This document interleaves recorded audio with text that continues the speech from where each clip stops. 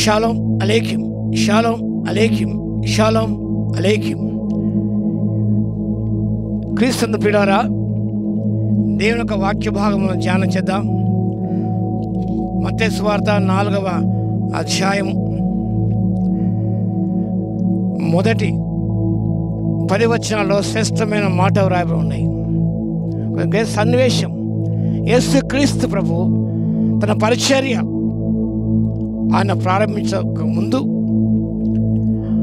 ఆయన ఉపవాసం ఉండి 4 రాత్రులు ఉపవాసం ఉండి ఆయన పరిచర్య ప్రారంభం చేయబోతుండగా సాతాను శోధించాడు, అపవాదులు వచ్చి శోధించాడు.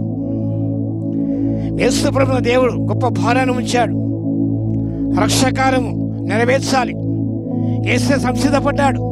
సంసిద్ధుడు బుద్ధి సాగిపోతుండగా ద టెంప్టెడ్ జీసస్ రాళ్ళు చూపించాడు. ఆకలిగా ఉన్నావు, రాళ్ళను రొట్టెలుగా మార్చుకో. ఎత్తైన కొండ మీద తీసుకెళ్ళాడు. ఒకసారి కిందికి దుమ్ముకు అన్నాడు. నీకు హాని తగులదు కదా, వాక్యం రాయబడి ఉన్నది. ఈ లోక రాజ్యంలో మహిమ చూపించాడు. ఒక్కసారి నమస్కారం చేయి, ఇవన్నీ ఇస్తాను.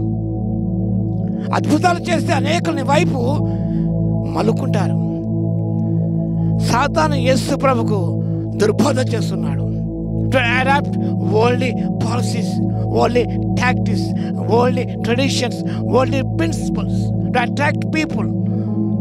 ఇంకా యేసు సేమరా ఒప్పుకోలేదు, ఏమాత్రం కూడా ఆయన ఒప్పుకోలేదు. శరీరాశకు నేత్రాశకు ఆయన జీవడంలో లోను కాలేదు. కానీ దేవుని ప్రణాళికను అమలు చేశాడు, రక్షగా నెరవేర్చాడు, మహిమ తెచ్చాడు. ఆ రీతిగా మనం కూడా దేవుని ప్రణాళిక నెరవేర్చి మహిమ తేవడానికి పరిశుద్ధాత్మ దేవుడు కృపాస్వాయతమెండుగా దయచేయను గాక. ఆమేన్. యేసయ్యా మీకు స్తోత్రాలు. వాక్య దీవించి ఆస్వాదించుకొని విజ్ఞాపన చేస్తూ యేసయ్య నామమున అడుగుతున్నాను తండ్రి.